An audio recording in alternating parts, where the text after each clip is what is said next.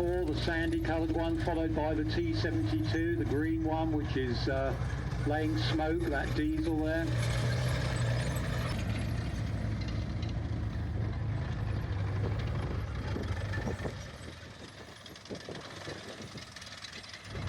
Seeing some of the Chieftain family come on. There's Mark III Chieftain, one of the early ones without the extra armour, followed by Marksman. Hopefully, I think that's going to come on as well.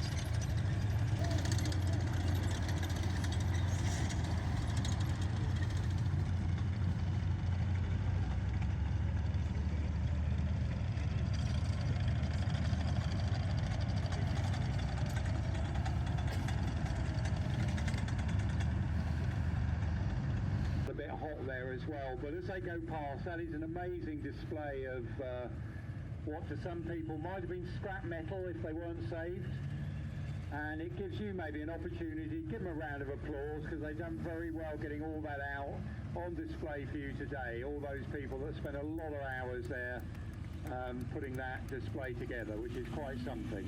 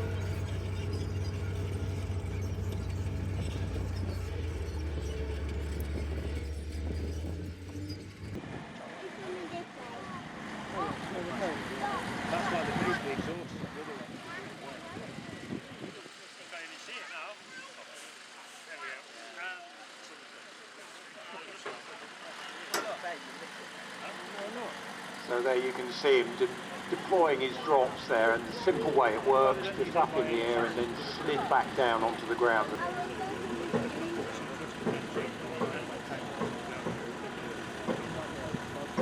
As the drops vehicle takes down its scimitar there, you can see how simple an operation that is. In the background you'll see we've got a Scamel coming on with a bit of a load it probably wouldn't have ever taken in its service career, a Soviet tank. We've got there another version of the T-34-85 there, obviously undergoing a restoration, not all complete, missing its, well, rear engine deck, probably the rear engine by the looks of it from over here, but again they're pulled on a trailer. T-34 just over 30 tonnes, so again it was this, when you're looking at the weight of these different things, nice flat ground like this, not too much of a problem. That's still a fair old load if you're starting to go uphill, which again where there's low gearing on vehicles like the Scamel, will just keep going even if it's not going particularly fast.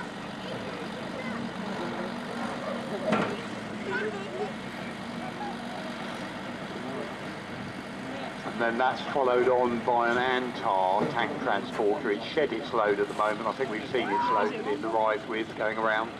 Antar in service in the 50s in Britain, and we went on to the Scamel Commander, I think it was after that. At the moment the British Army's got something called the Oshkosh. It's basically American design. Most of the British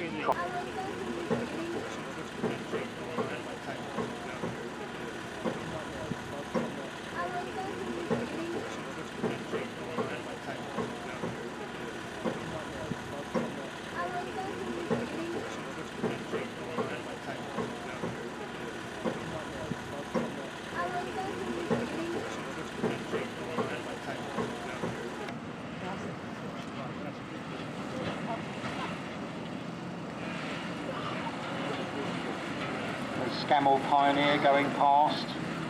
Many of these vehicles, of course, when they came out of Army service during the Second World War, they had another lease of life, whether it was in the logging industry, transportation, prime movers in the civilian market, which is why there is still a considerable number. There's a Scamel's Owners Club, a considerable number of them still going to this day because they had a civilian use as well as their military use.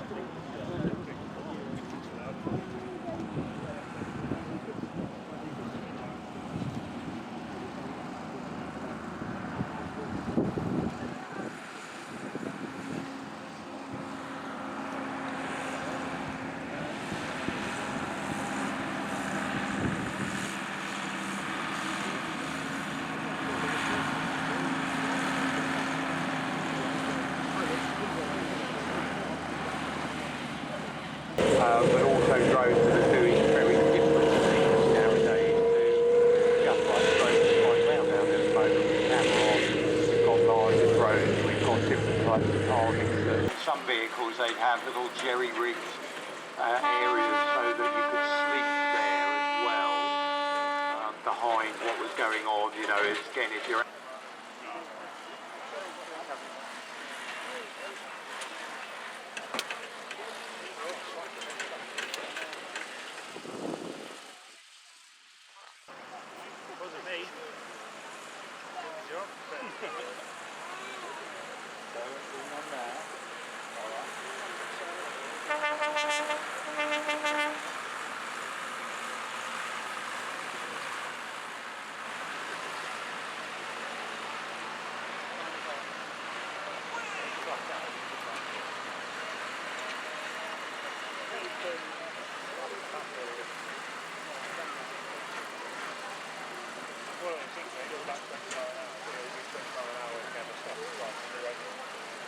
That is 20 miles an hour, it also makes a world tour for us in direct.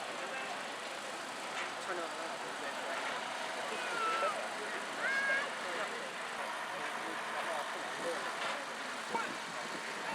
we'll see where it's at.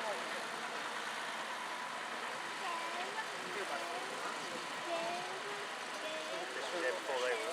Can you see that stuff back on? Building a whole new village out of the back of it in Idaho. Equipment on it, that great big ground anchor at the back there, so that can be stuck in the ground so that the winch capacity can be fully used, and it just secures the vehicle.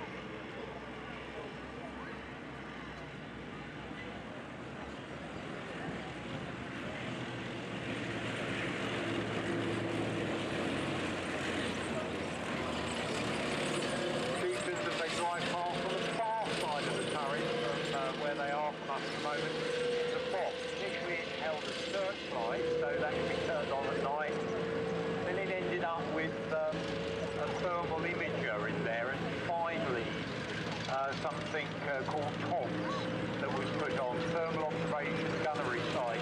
Basically it meant that the tank could fight at night. It gave you an outline of the dark. Now you can even see as it drives past, this has got a very different theory behind it.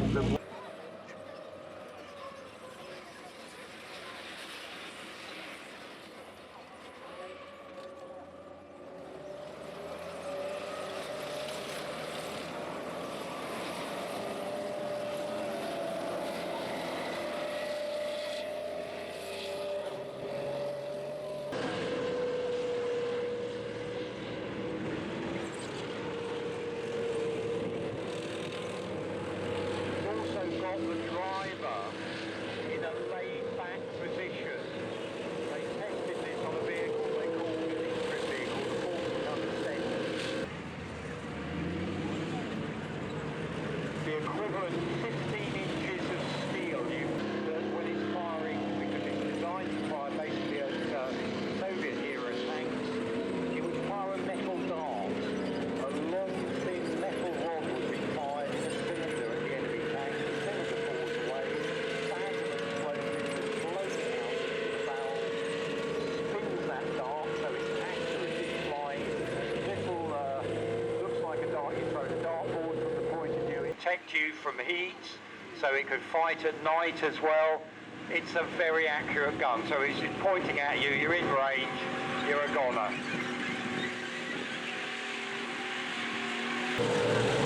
So accompanying the ground, we've got a Centurion ARV just working its way along the obstacles. About 300 ARVs was made. We made about 6,000 Centurions in Britain. Half of them were exported around the world. Great sales pitch, but if you've got a tank in action, you need a recovery tank that can actually cope with recovering that weight of tank. So the Centurion ARV, the early ones were made, the Mark 1s were made out of early gun tanks. This is a Mark 2, big ground anchor on the back. It's got a winch on it. Sometimes it would have a little penthouse canvas bit on the back so the reading crew could work undercover if they're trying to fix something. And this particular Centurion ARV, literally new to the Hughes collection, they've only just got it going. They were working on it last night, trying to get various bits to do the fuel supply work in there. Put what they call hush puppy track on. You'll see this rubber block track.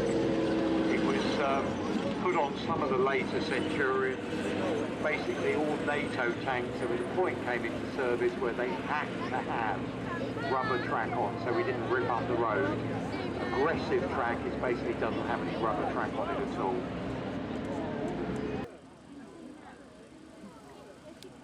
So, ladies and gentlemen, something you can do with a if you privately own a chieftain, is have a race with them. So what we've got lined up for you there is they're going to have a bit of a drag race in a moment, and it's basically who can get through the gears the fastest across the field. One of the keys about speeding gears.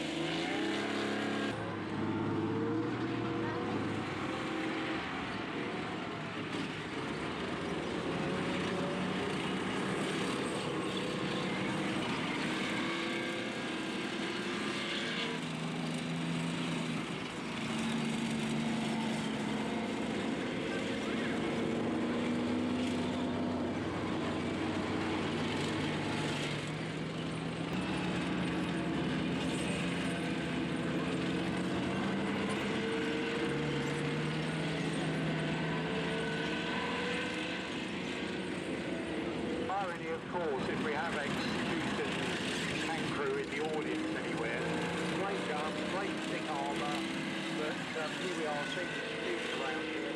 The L60 engine that's in the back powering these vehicles was the weak point of Chieftain when it was in British Army service. It's made by Rolls-Royce and then Perkins, so even though we're seeing these vehicles run around rather effectively at the moment, back in the day, the old joke was, you know, it's a great tank, once it broke down in a good fire position, so a lot of problems with that L60 labour engine.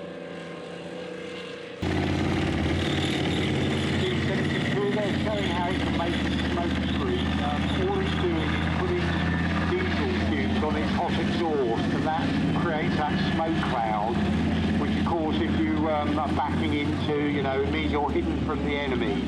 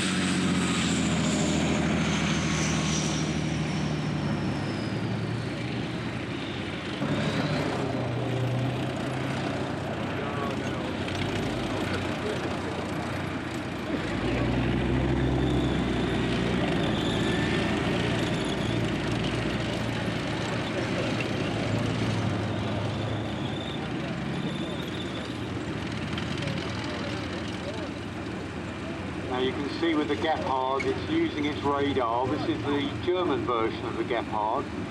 It was also made, as I mentioned, they actually had a Philips radar for the Dutch version. And again, Belgium bought this as well. There's quite a number of them actually made. And that idea of being able to track targets quite some distance away, but being able to also fire on an arc that the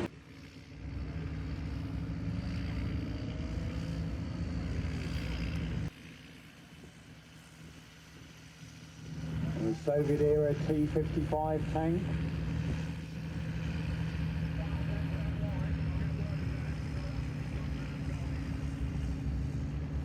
And we got the Leopard tank following up on the rear there.